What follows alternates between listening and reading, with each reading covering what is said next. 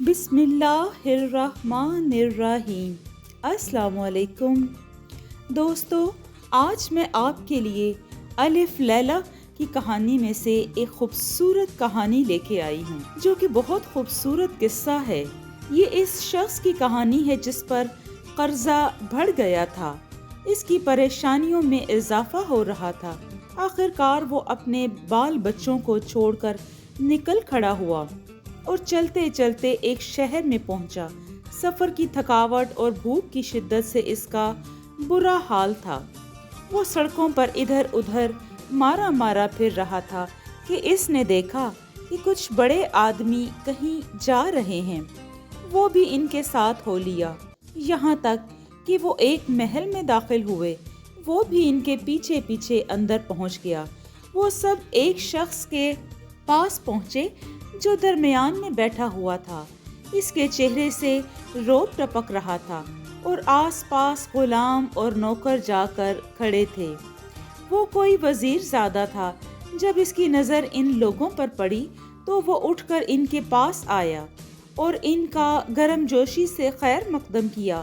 وہ یہ حالت دیکھ کر گھبرایا اور اس کا دل دھڑکنے لگا۔ وہ خوفزدہ ہو کر جان کے خوف سے پیچھے ہٹ کر اکیلا جا بیٹھا تاکہ اسے کوئی نہ دیکھ سکے۔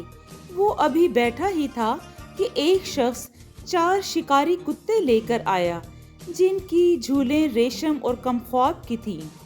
ان کے گلے میں سونے کے پٹے اور چاندی کی زنجیریں تھیں۔ اس نے ہر کتے کو الگ الگ باندھ رکھا تھا اور خود وہاں سے چلتا بنا۔ تھوڑی دیر بعد سونے چاندی کے تشت لایا جس میں عمدہ عمدہ کھانے تھے اور ہر کتے کے سامنے ایک تشت رکھ دیا اور پھر انہیں چھوڑ کر چلا گیا۔ وہ شخص بھوک کے مارے للچائی ہوئی نظروں سے کھانے کی طرف دیکھتا اور چاہتا کہ کسی کتے کی طرف بڑھ کر اس کے ساتھ کھانے لگے، مگر ڈر کے مارے رک جاتا۔ ان میں سے ایک کتے نے اس کی طرف دیکھا۔ خدا نے کتے کو اس کی حالت سے آگاہ کر دیا۔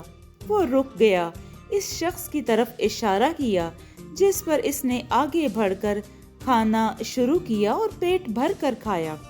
جب وہ جانے لگا تو کتے نے اشاروں میں کہا کہ تشت میں جتنا بھی کھانا باقی ہے وہ اپنے ساتھ لیتا جا، اور اپنے پنجوں سے تشت اس کی طرف بڑھا دیا۔ وہ شخص اسے لے کر چل دیا اور کسی نے اس کا پیچھا نہیں کیا۔ اس نے اس شہر کو چھوڑ دیا اور دوسرے شہر میں چل دیا اور تشت کو بیچ کر اس کی رقم سے سوداگری کا سامان خریدا۔ مال لے کر وطن پہنچا، خوب کھایا پیا، عیش و عشرت کی زندگی بسر کی۔ اس کے مال میں بڑی برکت ہوئی۔ ایک مدت تک اپنے وطن میں رہنے کے بعد اس نے اپنے دل میں سوچا کہ تشت والے کے شہر میں جانا چاہیے اور ایک عمدہ تحفہ جو اس کے قابل ہو وہ لے جاؤں اور اسے تشت کی قیمت بھی ادا کروں جو اس کے ایک کتے نے مجھے بخشا تھا۔ چنانچہ اس نے ایک سوغات لی جو اس کے قابل سمجھی اور تشت کی قیمت کے ساتھ چل کھڑا ہوا۔ دن رات سفر کرنے کے بعد وہ منزل مقصود پر جا پہنچا اور اس مکان کو تلاش کرنے لگا تاکہ کتے کے مالک سے ملے۔ ڈھونڈتے ڈھونڈتے بالآخر وہ اس جگہ آیا جہاں وہ محل تھا، لیکن کیا دیکھتا ہے کہ محل کی جگہ ایک پرانا کھنڈر ہے، وہاں مکان کا پتہ ہے نہ مکین کا۔ یہ بھیانک حالت دیکھ کر اس کا دل کانپ اٹھا۔ جب وہ شخص نے ان پرانے کھنڈروں پر نظر ڈالی اور دیکھا کہ پروردگار نے ان پر بظاہر کیا مصیبت ڈھائی ہے، وہ قیمتی چیزوں کے محض نشانات باقی رہ گئے ہیں۔ اب اس نے اس اجڑی ہوئی بستی پر جو نگاہ ڈالی تو اسے ایک مسکین دکھائی دیا جس کی حالت دیکھنے سے اس پر ترس آیا۔ اس نے پوچھا کہ زمانے نے اس مالک مکان کے ساتھ کیا کیا؟ عمارت پر کیا آفت آئی کہ 4 دیواری کے سوا کچھ باقی نہ رہا؟ اس نے جواب دیا کہ وہ یہی غریب ہے جسے تو دیکھ رہا ہے اور جو اپنی مصیبت پر رو رہا ہے۔ تجھے معلوم نہیں اس حدیث میں خدا نے اپنے اوپر واجب کر رکھا ہے کہ وہ چیز کو جس دنیا میں بلند کرتا ہے اسے گرا کر چھوڑتا ہے۔ عبرت کا مقام ہے، عبرت کا مقام ہے ان کے لیے جو اس کی پیروی اور نصیحت نہ کرے، اس کے لیے جو اس نے ہدایت پکڑی۔ مجھ سے ان باتوں کا سبب دریافت نہ کر، زمانے کے انقلاب کے آگے کوئی بات عجیب ہی نہیں۔ میں ہی ہوں اس مکان کا باشندہ جس کا مکین اس کے خوبصورت بیش بہا تحائف حسین کنیزوں کا مالک تھا، چاندی اور سونے کے برتنوں میں کھایا کرتا تھا، لیکن زمانے نے پلٹا کھایا، نوکروں اور مال و دولت کا خاتمہ کر دیا اور مجھے شکستہ حال کر دیا۔ تو جو یہ سوال کرتا ہے کہ اس کی کوئی وجہ تو ہوگی، وہ مجھے بتا۔ اس پر شخص نے سارا قصہ سنایا اور بے حد رنج و الم کا اظہار کیا اور کہنے لگا کہ میں تیرے لیے ایک ایسا تحفہ لایا ہوں۔ اور اس شخص نے یہ بتایا کہ وہ خدا کی راہ میں نہیں دیتا تھا اور غریبوں کی پرواہ نہ کرتا تھا، کون بھوکا ہے اور کون نہیں، کس کی گھر میں کھانا بنا ہے اور کون بھوکا سویا اور کون خالی پیٹ رہا، اسی لیے میرا آج یہ حال ہے۔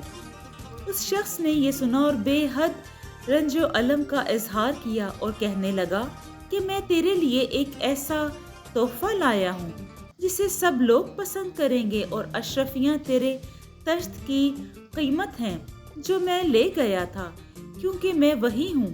وہی وجہ ہے غربت کے بعد میری امارت کا، میرے ویران گھر کے آباد ہونے کا اور میری تنگ دستی کے دور